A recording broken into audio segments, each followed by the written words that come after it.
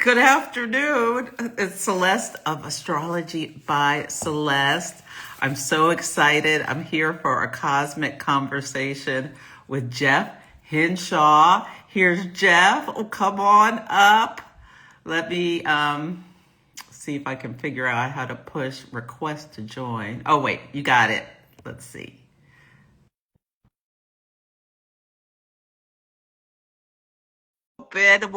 An astrologer got hacked. Oh my goodness. Okay. So I've accepted Jeff. Okay, Jeff. So good to see you. Hey there, how's it going? It's wonderful. It's great to finally meet. I know I've been following you on Instagram for years, so it feels cool to finally get the chance to carve out some space to get cosmic together. Yes, I am so delighted. I've been following you as well. And yeah, so why don't you introduce yourself to everyone in case they don't know Yeah, you? yeah. For those of you that don't know me, my name is Jeff Hinshaw. I work as a consulting astrologer and tarot practitioner, and I recently just released a tarot deck with Lonely Planet called the Travel Tarot, which I think you got one in the mail. I saw you did some horoscope pulls with it. I, Yeah. I love it. It has been on my table ever since, and I really love it. And it's like it gives a dual thing. Like you've got the tarot, but I find sometimes the places on the cards have meaning, an additional layer of meaning as well. They Hmm. do. And I got to include a little bit of astrology there too, and as well Hmm. as affirmations and questions for each card. Yeah. It is absolutely amazing. Congratulations. So tell us, what are your big three? My big three, I am Aquarius Sun with Aquarius rising, so double Aquarius, and then I have a Virgo moon. Wow. And this, Yeah. that South Node, it's like it's scooping out all of your knowledge and you're presenting Hmm. it out as because this deck launched while the South Node was in Virgo. Can That's you? right. So you're an Aquarius rising. So let me see if I can. I do. So so Yeah. Virgo's on. You're in your eighth house. So that makes a lot of sense. Is that right? Yeah, yeah. If you're Mhm. using whole sign, it puts Oh, fine. my Virgo moon in the eighth. Yeah. Yeah. And this is kind of an interesting time that we've been in because we had the Aquarius eclipse and then the Virgo eclipse back to back. And this has Hmm. been a really important time in my life releasing this deck into the world. And so the deck actually came out on the day of the Aquarius new moon solar eclipse, which was conjunct my Aquarius sun. And then 2 weeks later, we have the Virgo eclipse. So yeah, I'm fascinated in that kind of transitional time period. So then this summer, we'll have Leo eclipse and then Pisces eclipse. So we'll get to kind of feel into that quincunx pairing of Leo and Pisces. Um, Hmm. but yeah, this is definitely my energy right now, the Aquarius Virgo eclipses. Hmm. So yeah. And Yeah. what about you? You're an Aries sun, right? No, I'm a Taurus sun, Taurus sun. Okay. Aries moon, Cancer rising. Very cool. Yeah. Yeah. And Yeah. I like you do astrology and tarot slash, I do a lot of oracle cards as well. So I Okay. love that you combine the modalities. Yeah, I do. For me, I think that's probably my Sagittarian placements in my chart Mhm. is like wanting to take an interdisciplinary approach. And yeah, they just kind of feed off of each other. I think my practices really began more with tarot. Oh, okay. And then I was feeling a little limited with tarot, and astrology, as you know, is never ending. It's so expansive. There's always something new to learn. And, there's some astrologers that have dedicated their life and their practice to following Venus cycles. And there's some astrologers that are just interested in developing our relationship to the asteroids. And so there's a place for everyone at the table in the astrology community, which I think is really cool. I think it's like that in tarot too, but astrology is just as vast as the cosmos, and we're always learning about new asteroids and even new timing techniques, like whether it's progressed astrology or that's a whole nother rabbit hole to go into. And yeah, so I'm Absolutely. fascinated by the limitlessness of astrology. Me too. Like I'm a moon girl, so I love the moon cycles and everything Mm. about the moon. What is your jam with astrology? Do you have a favorite part of it? I'm definitely team asteroids. Like I really enjoy getting to know the asteroids, and I think that really speaks to the Aquarius Virgo combo because I think a Hmm. lot of the asteroids are cosmic and that Aquarian way, but also speak a lot to the Virgo archetype, whether it's Ceres, which is the asteroid of harvesting, or Vesta, which is the devotional priestess. So I like that they break the rules, the traditional rules, in a more modern way and an Aquarian way, and create vocabulary for more feminist perspective to be incorporated into what is often very patriarchal with the planets. I can kind of have that patriarchal perspective. So I do bring a feminist point of view into my work. I'm a member of the LGBTQ community too. So I'm also very interested in a queer, non binary approach to the archetypes too. And I love that tarot also has been evolving throughout the years. One of my favorite decks to work with is the Fifth Spirit Tarot, which is a tarot deck that's for a world beyond binary. And so I was definitely inspired by that a lot. And the creation of this tarot deck is wanting all people to feel seen when working with the deck. Yeah. Oh, I love that. Yeah, the fifth, what is it called? Fifth Spirit, which Okay. is by an Aquarius, Charlie Okay. Claire Burgess. Yeah. Okay, I'll have to Yeah. check that out. I don't have that one. Yeah, Yeah. I, Yeah. I must say I'm guilty of I call the moon a she, the moon and Venus That's a she, okay. not the others. Yeah, yeah, It yeah. just connects with me that way. But I'm Yeah. working on trying to make sure I keep it a little You, you, non-binary as you're I. doing great. You're doing Oh, great. thank Yeah. you. Thank Aw. you so much. Yeah, so Yeah. tell me, so I'm really curious, since you started with tarot, when you're meeting with a client, do you pull cards before a session or do you do them differently? Just Mm, curious. I usually have them be different practices, astrology and tarot. Okay. Yeah. Because the way that I work with the cards is not really in a traditional way. Like I might say, I'm feeling called to the high priestess with you since you mentioned the moon and the high priestess is Mhm. connected to the moon. So I would say, let's go on a journey today to go visit the high priestess. What might you ask the high priestess? So I would kind of start out there and then we would pull a card that would represent you in that spread. And so maybe you get the Queen of Cups and you're the Queen of Cups going on a journey to see the high priestess. So I call them tarot soul journeys. So it's not like in a traditional format of like, like a Celtic cross or something like that. So usually those need to be like carve out at least 90 minutes so that we can go on a journey together. It- Mm. Can we do yeah. a 5-minute journey where I ask you a question and you pull me a card? Well, I would say instead of asking me a question, I'd say if you could ask the high priestess a question, what would it Oh, be? I would ask the high priestess about how would I like living in Brazil? Like, because I am a Cancer rising and my boo wants to move. Oh, to Brazil. Wow. Which part of Brazil? Well, that we'd have to decide. But Yeah. and I'd have to remember the exact name of the. Oh God, what is the exact name of the town? It's our safe word, and I can't remember it right now. That's Mm. okay. I'm seeing people in the chat. I'm checking in with everyone. Hello, everyone. Yeah. We love seeing the chats come in too.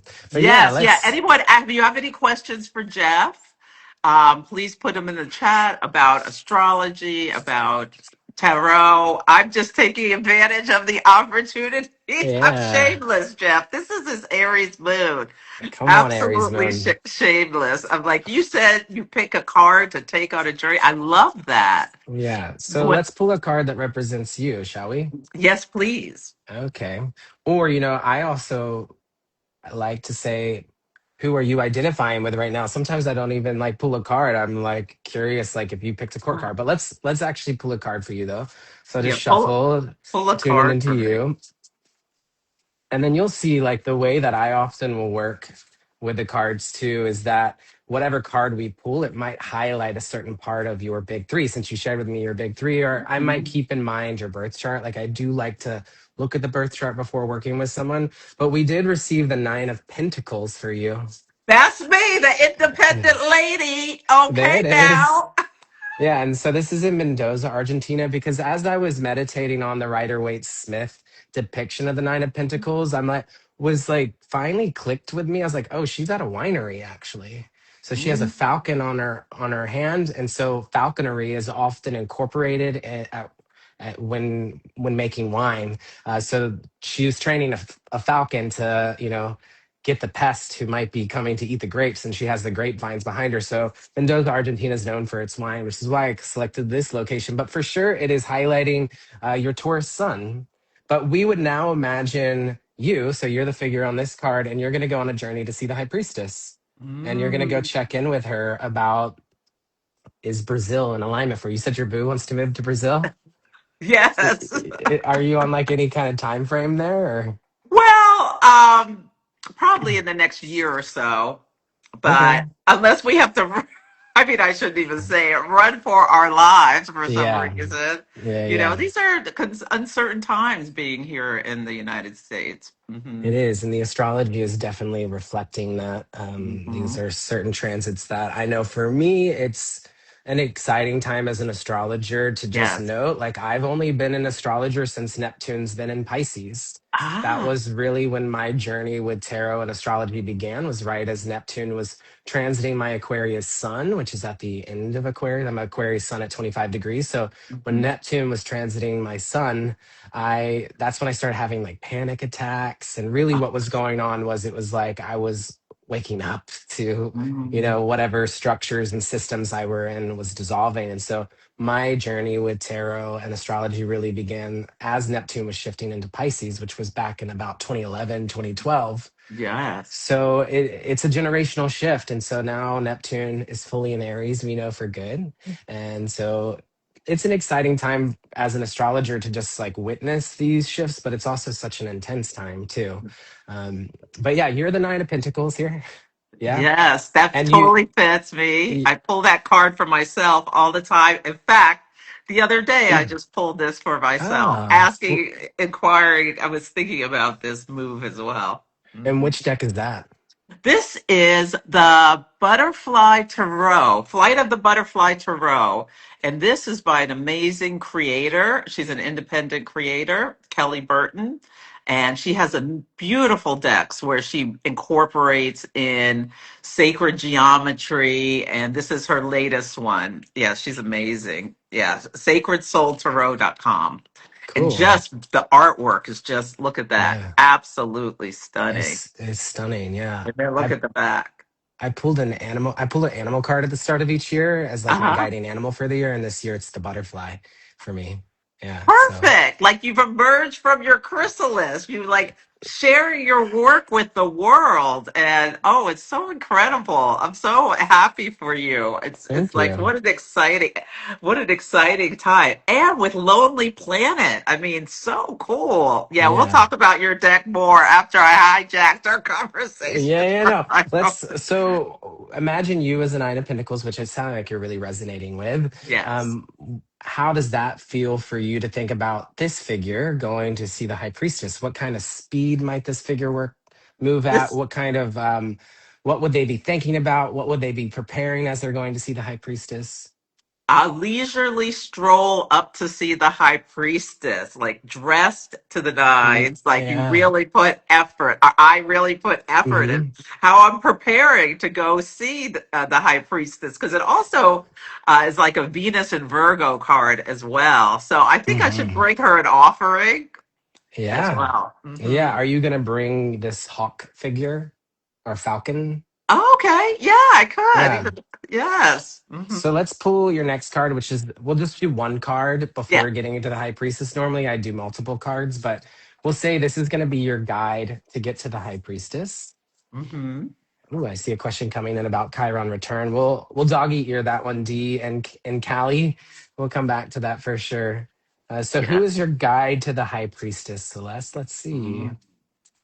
I'm very interested to see Oh, who this. interesting. I mean, this is speaking to Pisces season that we're in. So you said this is Venus and Virgo. So already the Virgo Pisces polarity is wanting to come in. And it's also the only card in the tarot that shows a solar eclipse or a lunar eclipse, depending on how you interpret it. But it's the Eight of Cups here. Ah, so this is like walking away from and leaving behind. Like, and there's a Hmm. sense of, there's a sense of loss, but you're walking to a new place.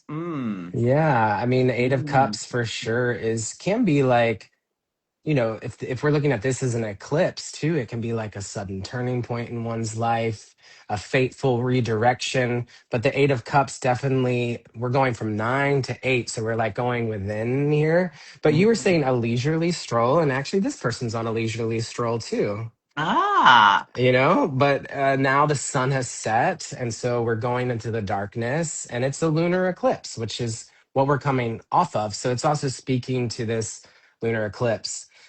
So now you have a flashlight and you're walking along the water that's splashing, and this is actually Vancouver Island, Canada, and this is a specific trail where there have been lots of shipwrecks and people who have gotten stranded there. So it's a place that's one of the places I highlight is Mystic Cave. So it's a very kind of mystical part of the world, but where one can process their emotions and kind of get away from the modern society. But it does seem to speak to Pisces. So we have this Pisces new moon coming up in just a week. What is this bringing up for you? Seeing this card, if this is you, and now this is the journey that you're on to the High Priestess. Yeah, well, the lunar eclipse symbology. So there's going to be a lunar eclipse in the fall on August 28th at 5 degrees of Pisces, and it's very near within a degree of my progressed nodes. So, and my north node in Pisces is in my ninth house of long distance travel. So Hmm. yeah, it's really, and the South Node in my local familiar third house community kind of thing. Right now I'm in my nodal return, but and by Ah, then the nodes will have moved into my eighth and second house. So this is really so on ah, point, and I'm like resistant. I'm a Cancer ah. rising, so I'm such like I Mm, love where I live and all of this kind of stuff. So yeah, yeah. this it speaks so clearly, and I love and I'm learning things from you, and I hope people watching are learning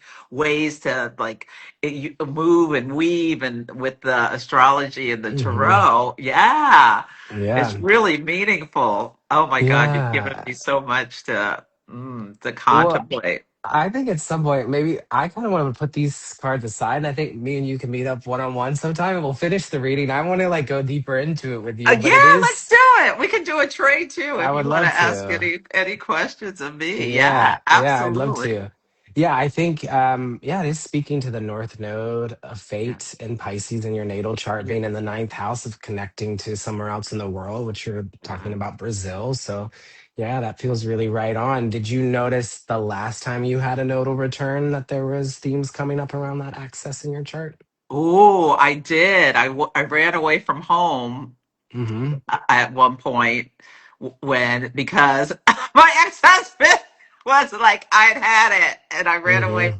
from home to a spa in Ah, Mexico for a week. Yeah. yeah, Hmm. yeah. Yeah, Yeah, and then I came back home, but yeah, yeah. it was a tough time, that Mm-hmm. nodal return. Yeah. Yeah, they can be tough. Mine was pretty tough too, but you learn from it and you grow from it, and it's a moment of evolution in one's life. So, Yes. yeah, Dee and Callie saying, yes, I love this storytelling. Yeah, I call it personal myth making with the tarot and this kind of storytelling way of working with the cards that allow you to develop a deeper relationship to not only yourself, but also to the archetypes too. And so now when you connect to the Nine of Pentacles, you can remember this journey that you went on to see the High Priestess. Um, Absolutely. Oh, I love that so much. And I love how you layer in the places on the cards as well, mhm.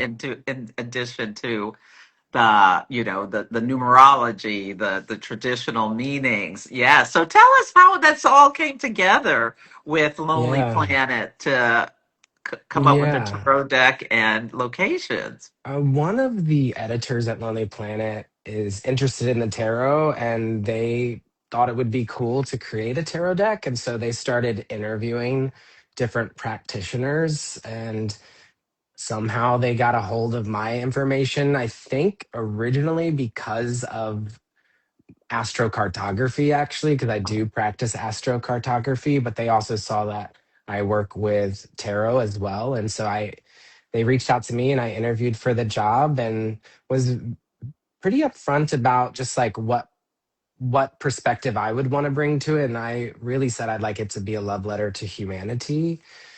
And they liked that. So, yeah. And it was a year project. It took a year to conceptualize and create.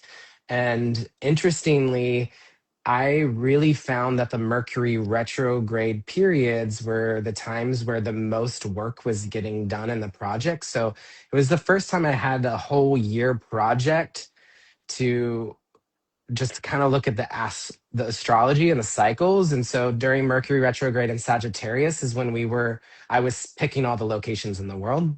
Ah, I And love then that. when it was Mercury retrograde in Aries was when I was like really kind of standing up for what I wanted the cards to be. And it was we were doing like final edits, and I got back like I had finished the guidebook, and then during Mercury retrograde in Aries, it was like covered in red ink, and I had to like kind of go back and like stand up for my vision for the project. And then when it was Mercury retrograde in Leo, because it's always in the same element in a given year, Mercury retrograde, that's when we started doing the artwork, was Mercury retrograde in Leo. And I was teaming up with the artist, and that was kind of the most joyful part of it, I think, was doing the art for me, was seeing the images, and it felt very Leo.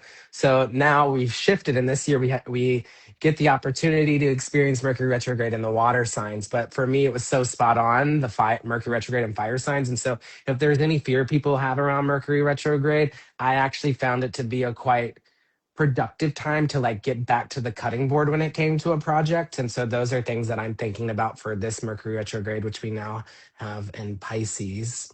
So there is quite a lot of Pisces energy in the sky and Aries right now. Mhm. I do see Yeah. some questions coming in. Oh, Should we look yes. at some of them? Yeah, let's look at some of the questions. But before we look at the questions, let's just Yeah. finish up with that Mercury retrograde. I Yeah. love that. And I love that you created it when Mercury was retrograde in fire, that dynamic, and like Neptune was in Aries, and you were like in your juice, and Hmm. Saturn was in Aries, like your Hmm. expertise coming out in all of these kinds of ways, and you're Hmm. making your dreams come true with making this deck. I Yeah. love it, love it, love it. And then it launches right when they're coming together. And now the retrogrades are in water signs, times to go Hmm. internal, Yeah. and a perfect time to be using a Right. tarot deck for adding to. So for the astrologers here, if you don't have one, I really recommend this, because the guidebook, as you already mentioned this, you learn about the places, you learn about the cards, and you add astrology to each card, and then a reflection and an affirmation. So it's a really, really wonderful deck. And I'll put a link to my Amazon shop. I'm gonna have to put it on my website as well, because Oh it's yeah. amazing. Yeah, Oh, my shop page. Yeah. So cool. I just Yeah. wanted to comment on that. So let's see. Yeah. Let's look at these questions. Ah. Oh, Anna has been having a really hard time with her Virgo placements and Mm, loves the card idea. Well, pulling a card every day, Anna, can be really helpful. Mm-hmm. yeah.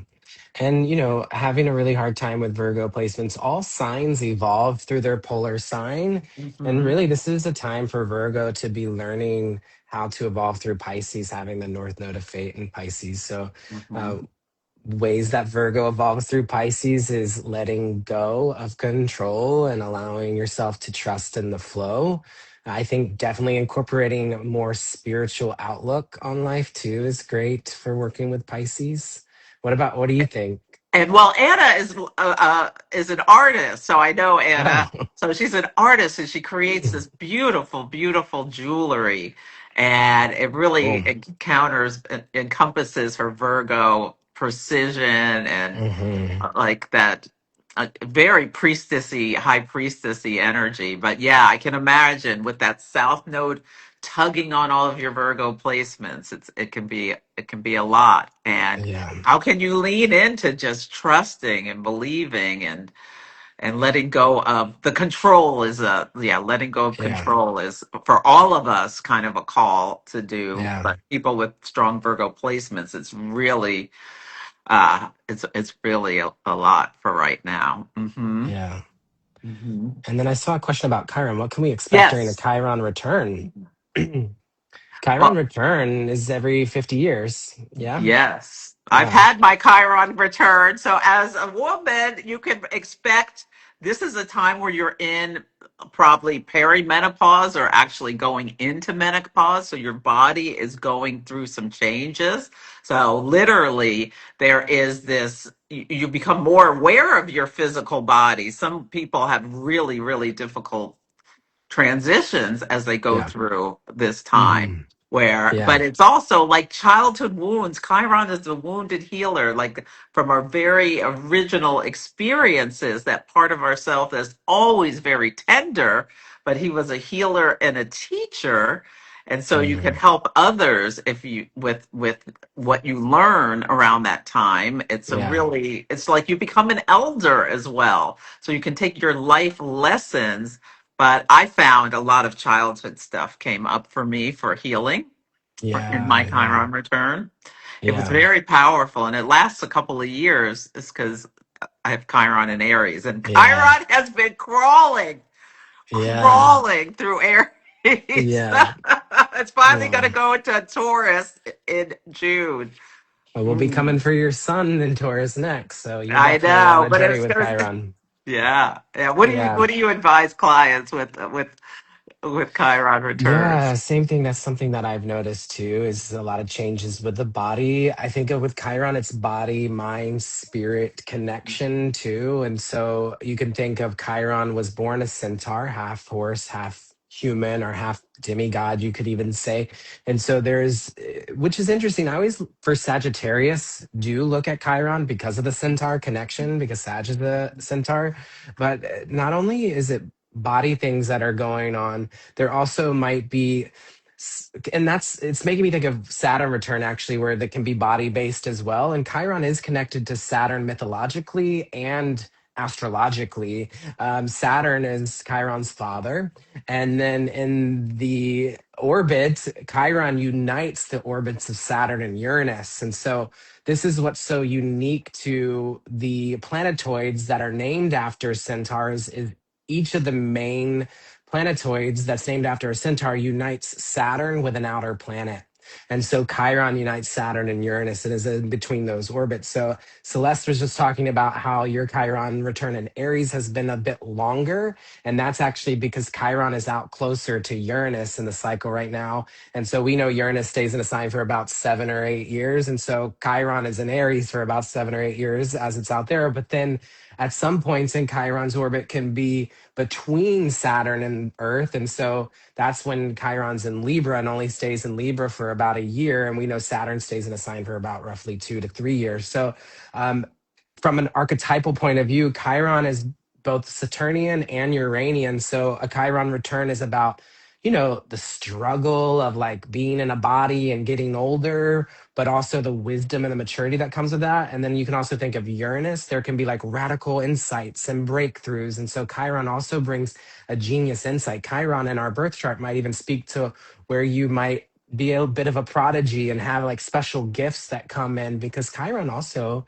was a mentor to the gods and like taught very special, uh, very special perspective when it came to different forms of craft. So uh, during a Chiron return, you can also maybe feel like some superpowers like come in too, which is really interesting. And Chiron right now is hanging out with Eris. If for those that are, connecting to asteroids or planetoids, Chiron and Eris have been hanging out all year. So collectively, we're feeling Chiron. Not only that, but if you also live in the United States has been going through its Chiron return as well. I think the United States has Chiron at 21 degrees of Aries, and Chiron's currently at 24 degrees. So this is the first conscious Chiron return for the United States, because the last Chiron return, Chiron hadn't yet been fully discovered and brought into the collective consciousness. So that's interesting to consider too. So something feels very collective about everyone's Chiron return right now because it's part of the United States Chiron return. And also, it's including Eris, which is also a collective feminist archetype. So, a lot of the woundings around abandonment that Chiron might bring up or around body are connected to the collective conversation around feminism, since Eris is there too. Yeah, I love that. Oh my God, you're so brilliant. I love how you tied that all together. It's a lot of what we've Absolutely. been seeing with like the overturning of Roe versus Wade, or Absolutely. what we're seeing with Project 25, and actually Chiron and Eris joined together at 25 degrees of Aries. So when I saw that, I was like, interesting that number 25 is like popping up. So it's really intense. Actually, it's like bringing up the deep wounds and abandonment around patriarchy, because it's a lot of times people will say Chiron was abandoned by the mother, and Mm-hmm. I'm like, no, Chiron was abandoned by the father, which was Oh, Saturn. Saturn turned himself into a horse and ran away. But then the mother also abandoned. But I would take a feminist perspective and say that Chiron's mother was not equipped with the resources that she needed in order to take care of Chiron. So she took him to the woods and set him free. But it was really the father. So I think it's a lot of stuff with father and patriarchy too in a Chiron return. But that's just my queer feminist perspective.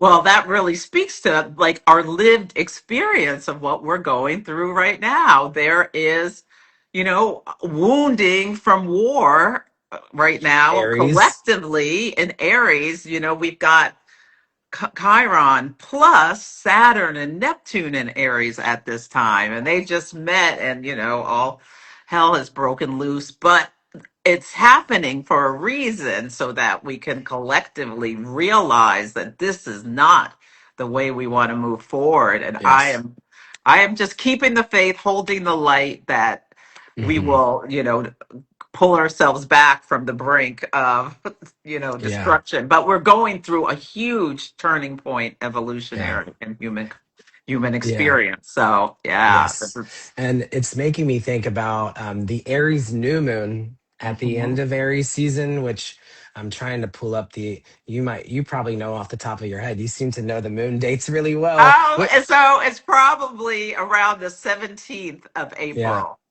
Yeah. 17th or 18th. And I'm looking, it's at 27 degrees of Aries, Hmm. and Chiron will be at 26 degrees, and Eris will be at 25 degrees. So, a lot of these themes that we're talking about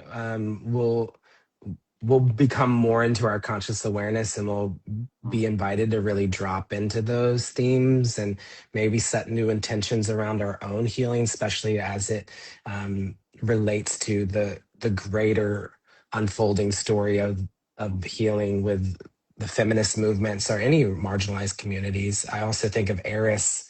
I'm connecting Eris as an astrologer, not just to feminist movements, but also to environmental movements as well. And Well, tell people about Eris, the goddess yeah, of strife and discord. yeah.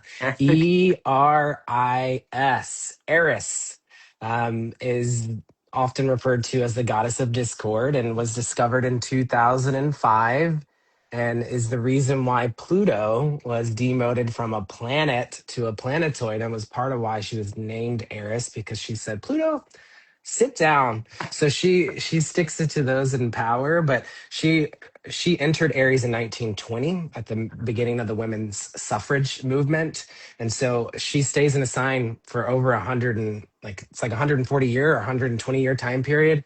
So she's been in Aries since 1920. So everyone alive on the planet, unless you were born before 1920, which if you were, let us know in the chat. I'd be so interested to know.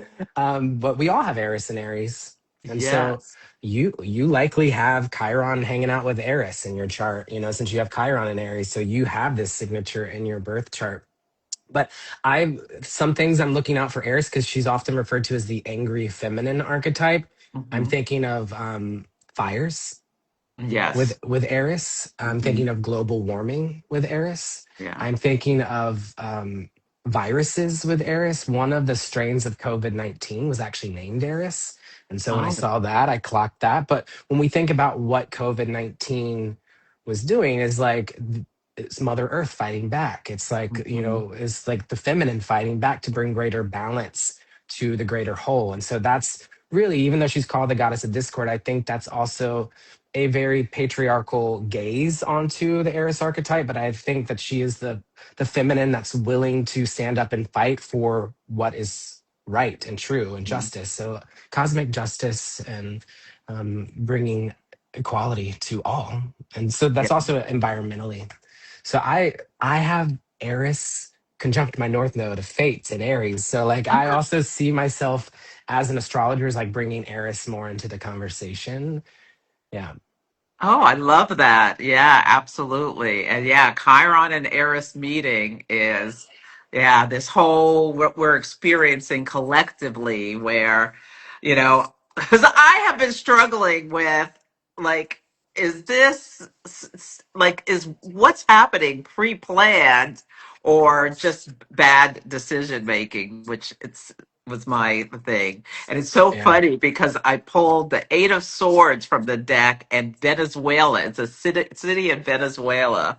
yep. And it really spoke to the fact that they thought they were just going to go in and get this done and then rah rah and move on to something else. But it's like this Chiron Eris in the middle of Mercury retrograde. Everything kind Mm, of yeah, has gone to a different way, but I feel like it's some righteous moral reckoning is eventually going to yeah, be coming from this. So yeah, yeah.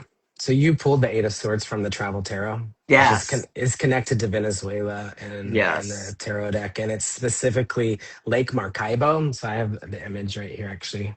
Lake Mm. Maracaibo, which is the most lightning prone place on earth. So a lot of people go to visit here to experience the natural wonder of lightning, like hundreds of lightning strikes per hour it can on certain days. But it's also this lake has experienced like a lot of unchecked oil extraction too. So it's a polluted lake. So people go maybe not fully knowing that this is also a place of devastation. It's like natural wonder and devastation. So this card, I talk about that of like holding the duality of existence. And I connect it to Black Moon, Lilith, and Aquarius as its astrology. And so I did note you pulled a card.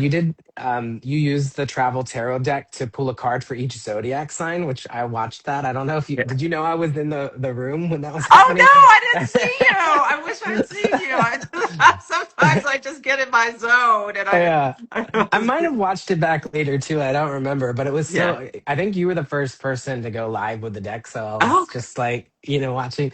Um, but you did. Six of Cups came up, and you were like, "Oh, this is Sun and Scorpio's card." And then you looked in the book, and you're like, "Wait, it says Venus in Cancer." And so I did want to like just respond to that. Is that oh yes, I please.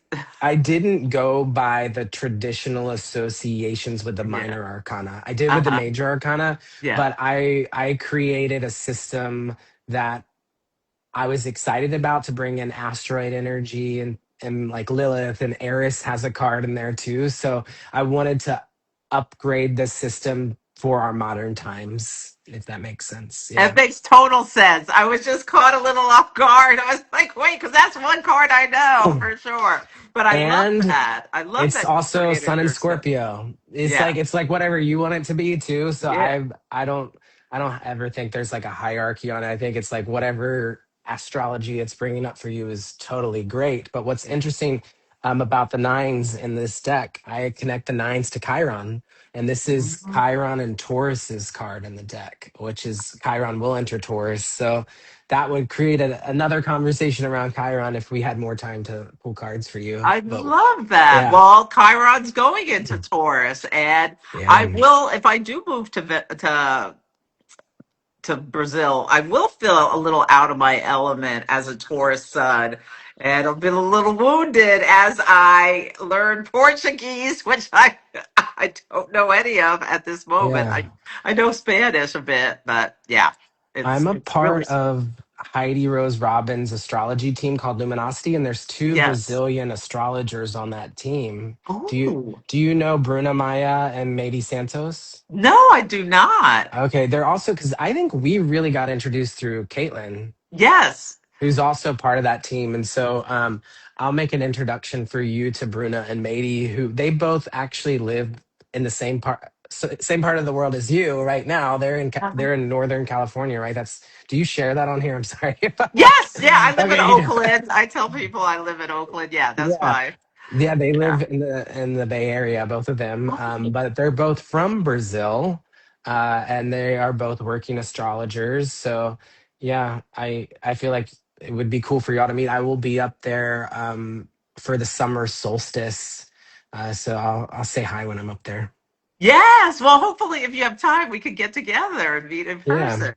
that would be Yeah, that's cool. lovely. Thank you so much. And thank you to Caitlin for bringing up. Caitlin Mulder is an amazing astrologer who brought us together. And I had Hmm. Heidi on the program as well. And so I totally encourage my students. And I was thinking about this today. Like, if you're ever in an astrology class and there is an offer for a study buddy, or a tarot class or whatever, take advantage of it because connections. I have met so many people through these connections, and it just expands your circle, expands your reach, helps you grow your business, helps you collaborate. So especially under this, we're in this Aquarian time where we just had this Aquarius solar eclipse. So Hmm. yeah, Hmm. I just want to put that shout out to building community every chance you get an opportunity. And I'm a board member for the Organization of Professional Astrology. That's Mm. another way to join an org in some way and get involved. I had to put my little plug in there. I love it. I'm learning. I'm learning more. Thank you. I'm gonna have you on the Cosmic Cousins podcast. I think we said for the Libra full moon, which is coming Yes. up. Yeah. So Hmm. we'll have to set a date up for that. But yeah, that'll be exciting to get to interview you and talk to you about your craft. Do you identify as an astrologer, a Yeah. tarot practitioner, I or call myself an astrologer, coach, and intuitive, or teacher and intuitive. Yeah. okay, cool. So that's typically Nice. how I identify. Yeah. So Nice.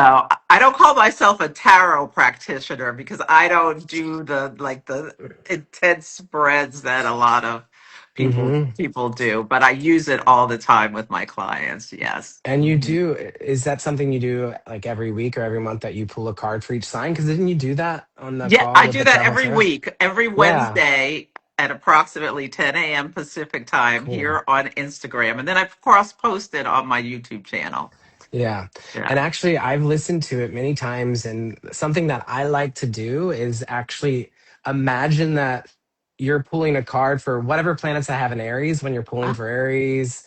I Ooh, don't have any planets in Taurus, but I do have a Taurus IC. So then that's like my fourth house card. So I actually like ride the wheel of my chart and think of it as like, oh, I just got 12 cards for all 12 signs, right? So I love that. yeah, and I love it. it really resonates because I know oftentimes it's like listen for your sun sign or your rising sign, but I just listen to all of the messaging and receive all of the wisdom. Yeah. I love that. And sometimes it comes out like it feels like, because I do a lot of astrology of current events, politics, culture, all of it. And it'll come out like it feels like this is the story we are experiencing right now. So, Hmm. yeah, however you want to use it, it's just my offering to people. I suggest sun, moon, and rising, but yeah, use your whole chart. That's a great Yeah. thing. I might let people know next week that they could do that if they Yeah. want, if they haven't already figured it out. Yes. Yeah. Okay. So, Laura is asking if you have Mercury retro in your chart, your natal chart, if transit Mercury Is retro, then just a kind of direct. Okay, so if you have Mercury retrograde natally, which I have as well, when Mercury goes retrograde, there's some people who think you're more comfortable in this energy. My personal experience, because I have two planets in Gemini and my South Node and Pluto in Virgo, um, it sometimes it like brings out some of my best writing and stuff. But what happens with me is sometimes, and I'll see this with other people as well, you say things out loud you normally would just think in your head. This is why people get into conflicts because they say things they normally wouldn't at that time.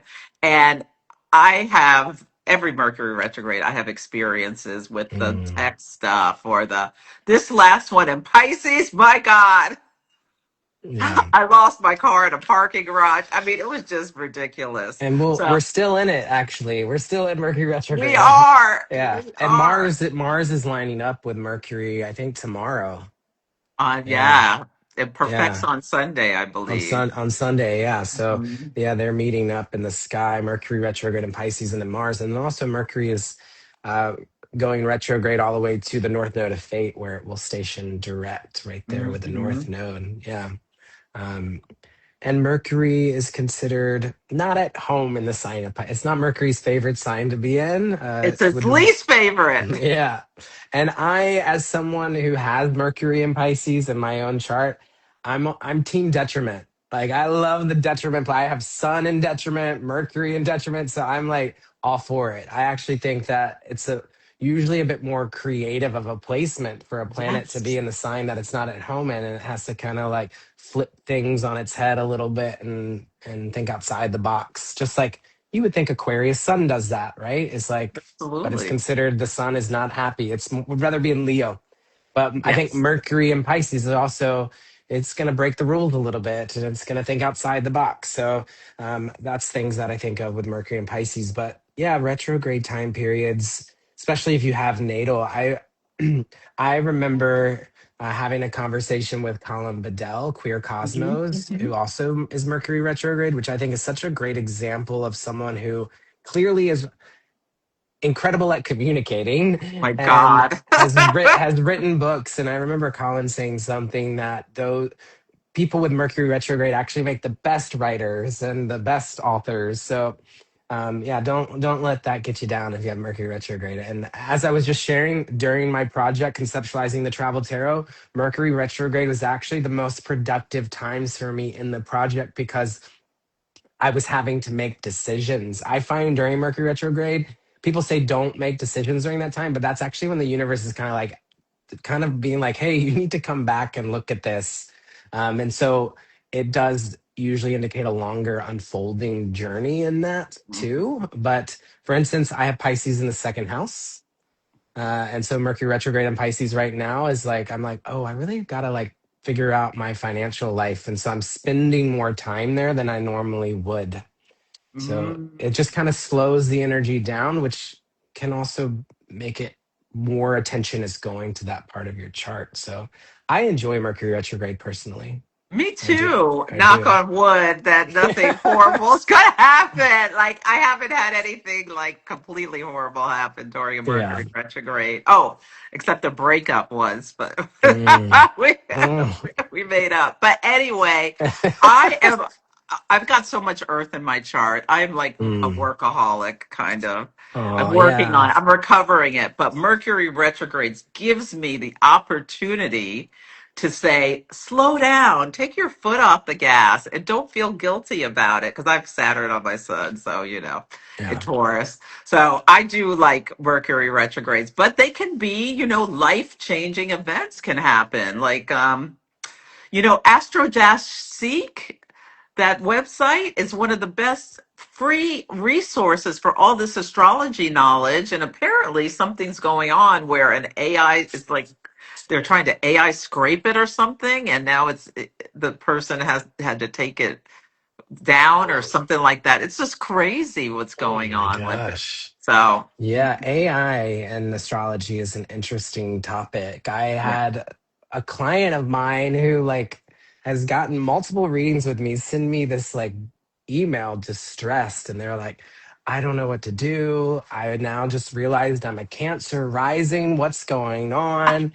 And they were using AI to like interpret their chart, which AI can interpret astrology from an archetypal perspective. Like if you're like, I have Sun and Taurus in the ninth house, it can usually do that. But it doesn't know how, like if you put your birth info in and say, this is when I was born, it does not calculate it correctly. So discernment, Yeah. is something that we need to practice. You still need an astrologer or Yeah. someone who is like educated to look over the information to make sure it's correct because it's not always going to be correct. Yes, and yeah, I would highly recommend being very careful with AI because yeah, it'll give you mistakes and and they thought they were a different. Yeah, yeah, Yeah, definitely definitely. connecting Uranus and Gemini to AI. Oh, absolutely, Yeah. absolutely. Yeah, let me see what else we have. Ah, okay, so Moonstone Mommy Tarot says I always struggle with a Pisces sixth house South Node. Wow. Yeah. So I don't. I'm gonna pull Moon Mommy Tarot, something about her Pisces sixth house South Node. The first thing I think of Mm, in that, like, over giving, or is there like mm, an anxiety story? And it would need to see your whole chart, but those are mm. two things that jump out to me with the South Node and the sixth house in Pisces. I'm going to pull a card for just something for Moon Mommy to think about in regards to her South Node that will help her for her highest good. Let's see.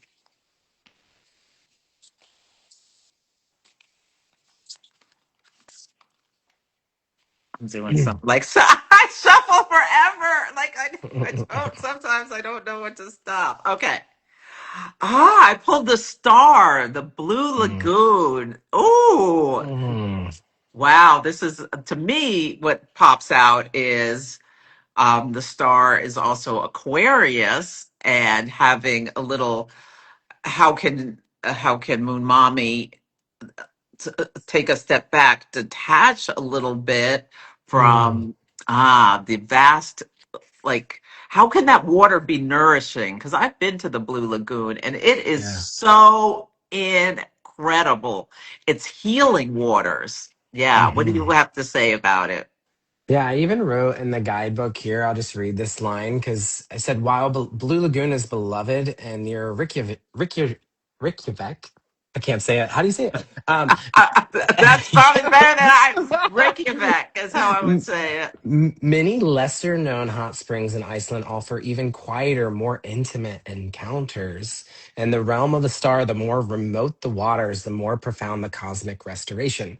So I think it is when I think of this nodal axis, it's in the sixth and 12th house. It's making me think of the holistic healing benefits of going into hot springs, which would be sixth house, but also the retreat quality of the 12th house. So there does feel there's something interesting. And I imagine they're a Libra rising if they're having Pisces in the sixth house. That's always about finding balance. And so if they find that they're like over giving when it comes to their daily errands, which would be South Node and Pisces in the sixth house, how can they also carve out greater space for more devotional Virgoan practices when it comes to their spiritual life, which would be 12th house? But it does seem to be speaking to carving out space for more quiet, serene environments when I see the star card show up, Hmm.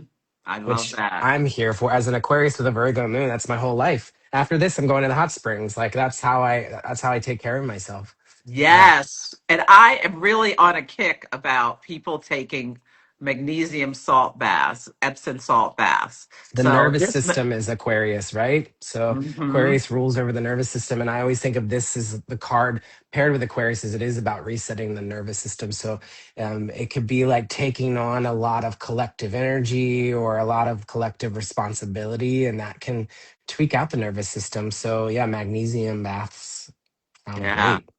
Yeah. And you have to let it go. You can't save the whole world at times. Yeah, and have maybe a mantra to help you bring your energy back in and cleanse it because that Yeah. can be a lot, is what I'm getting as Hmm. well. Oh, your Chiron return is next Thursday, Sarah. Well, a great time to really journal because that's the day before Mercury goes direct in Pisces. So you may get some real understanding of something that really comes up within you. Let me pull Sarah a card Yeah, I'm not for her seeing the Chiron. chats come in anymore. Are they coming through in like direct questions to you, or I'm not seeing the No, chat they're in anymore? the chat. Sometimes people can't like. They're like stopped updating for some reason. Hmm. Oh, okay. I see them over here. Let me pull Okay, good. Sarah's Chiron return. And Mars and Pisces is trying Jupiter in Cancer on next Saturday. And then we have Hmm. Sun Neptune. So there could be really a lot that's coming to you over about your Chiron return. And think about what house it's in, what degree is Hmm. it, because that can speak to the age you met Chiron. I pulled the Five of Cups, Black River, Jamaica. Hmm.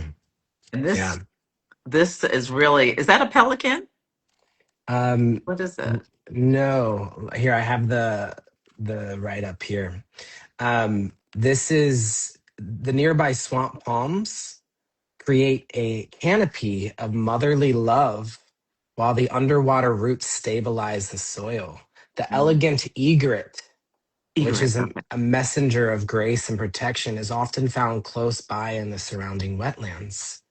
When receiving this card, you're invited to honor that which lingers beneath the surface now, which is this is very Pisces energy.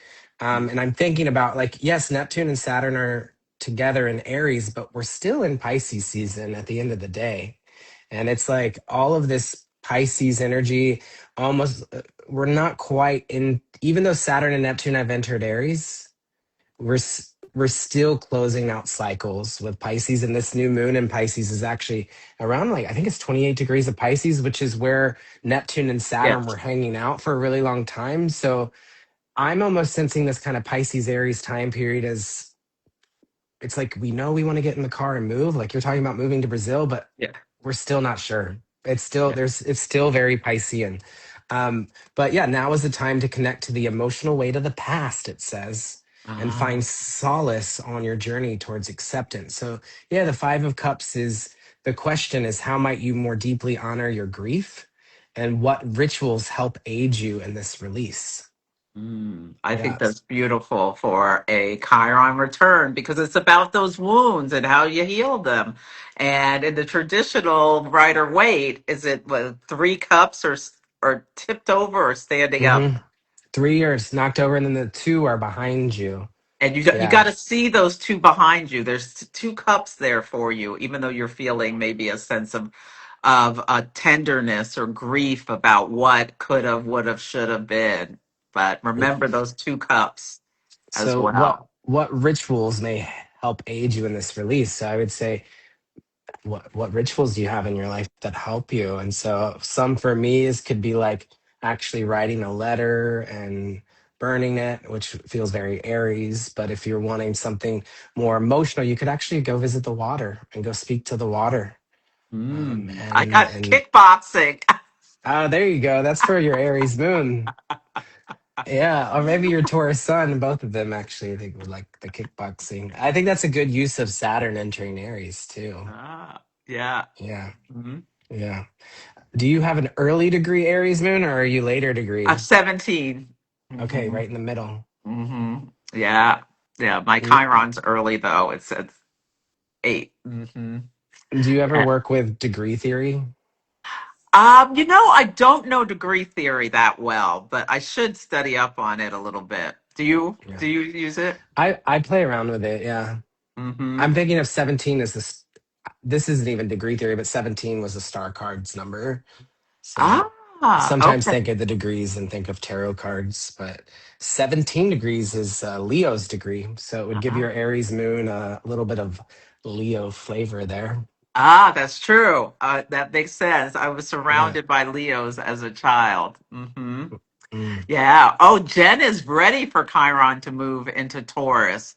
It's Oh, been yeah. and transitioning your 12th and now in your first. Healing but brutal. Yeah. Chiron transits can be brutal but deeply healing. Absolutely. Yeah. They're almost like Pluto transits in some ways. Maybe I don't know if it's Mm. because it's traveling with Eris or it's Mm. just that way in general. Mm. Oh, good, Jen. Check out OPA. Yes, opaastrology.org. It's a wonderful organization. Wonderful, wonderful. Yeah. Yeah, I think I'll check it out too. Yes, please do. Yes. Ah. Oh. Ante Mojo has Mars in Pisces and pretty sure it's unhappy there. I think it's a very creative placement. It's wonderful for like martial arts and it's I've maybe you also have to noticed harness activism. how you can what would you say about Mars and Pisces? I've also noticed activism, like a lot of powerful Activists. activists have Mars and Pisces, especially during the civil rights movement. And I Mhm. noticed, like, during the Black Lives Matter movement, that when Mhm. Mars was in Pisces, there was a lot of collective protest happening. And so it almost does feel like if Mars is more aggressive, it's like tidal waves of emotion, collective emotion coming in. So I think of tsunamis and things like that with Mars and Pisces. So I think that and I do know like really powerful musicians and painters too, that it's almost like they have no choice but to express themselves emotionally and to create. There needs to be an outlet for it. Yeah, I think I think it's a really powerful one actually. And it's interesting too because it's in mutual reception with Neptune and Aries now. So mhm. now that Mars is in Pisces, it's look from a modern perspective, it looks to Neptune, which is in Aries, and then Aries looks to Mars. So they're like with Mars and Pisces right now, and Neptune and Aries are kind of like flipped energies a little bit. So that's kind of what I'm reflecting on with this moment in time that we have Mars and Pisces. Yeah. Mm. And you know, I'm pretty sure. Don't quote me. I mean, look it up if you if you want. But I think Denzel Washington and Tom Hanks both have Mars and Pisces. I'm Okay. 80% sure, but I could be wrong. So, what powerful actors that express themselves emotionally? Some of the two best actors who could do Mm, both comedy and drama and everything in between. Yeah, I yeah. pulled the death card about that Ooh. placement. Okay. Well, Yeah. Scorpio's the water sign ruled by Mars. Hmm. So maybe Mars in Pisces is also saying that it's kind of scorpionic a little bit. Like it gives a little bit of edge to Pisces that, Hmm.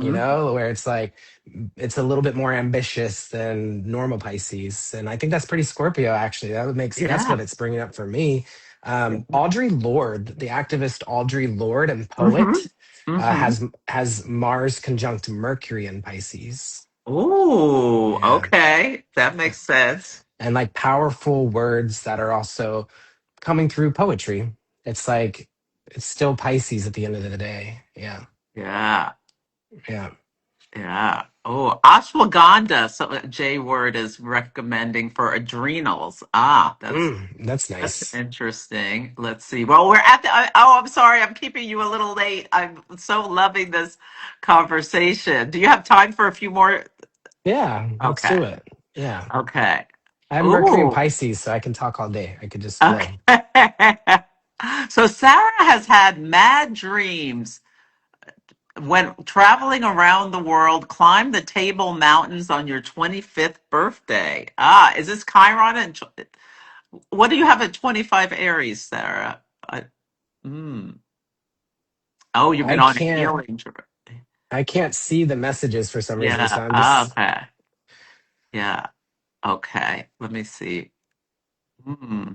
Oh, well, Auntie Mojo does have Sun in Scorpio and Moon in Aries and Mars in Pisces. So that death card, oh, how mm, interesting. Life is, oh, Sarah has Chiron at 25, the 25 Aries. So you're right in it, right in the thick well, of your Chiron return. Mm. right there, baby. Hmm. Hmm. Yeah, and it's Chiron's past 25 and then went retrograde over 25 and then is at 24 degrees now. So Yeah. this will be like the third and final sweep of Chiron passing over Hmm. 25 degrees here in the next week or so. Hmm. Yeah. Yeah. So, take time to really think about the work you've done through this transit and what you've learned and all how you've healed and what has come up. Yeah, what house is it in? That's also a big story. Yeah. Well, this has been such a great conversation. I could talk to you all day. Yes, Yeah. yes. Thank you so much for sharing your gifts with us. I highly Oh, encourage people to support Jeff's work. And if you're so inclined, get the Travel to Row. I'll put a link to my Amazon store, but you can get it wherever you get it. The art is by Studio Muti. It's from Lonely Planet. Is there anyone else we should shout out about the deck that brought it I together? Um, A publishing house, or did Lonely Planet publish it? it's through Lonely Planet, Okay. yeah. And I would say too, tune into the Cosmic Cousins podcast. A new episode comes out on the new and the full moon, and Celeste of Astrology by Celeste will be joining us not for the Pisces new moon, but for the Libra full moon, which is coming up on, I believe, April Fool's Day. Yes, it is. Yeah. So, yeah, in a few weeks. So we're going to continue this conversation then, and I'm really looking forward to going even deeper with you. Yes, me too. And what's your website? CosmicCousins.com. And Yeah, just kind of streamline it there. Cosmic Cousins on every platform. And yeah, yeah, and you are you can. teaching or doing anything else you want to let people know about? Or you're probably Yeah, so busy with this deck. I do offer one-on-one mentorships and Oh, great. readings, both tarot and astrology, and I do teach workshops as well. And so you could sign up for my newsletter if you wanted to learn more about that, which is linked up in my link tree on my Instagram bio, or you could go to Cosmic Cousins and find that out. Yeah. Wonderful. Well, thank you so much for joining me today, sharing your beautiful deck and teaching us some ways of using the tarot and astrology together. And thank you everyone for coming. I will cross post this on YouTube as well, probably by tomorrow. So take good care, everyone. Thank you. Big Thank love. Bye you. bye. Thank you. Bye.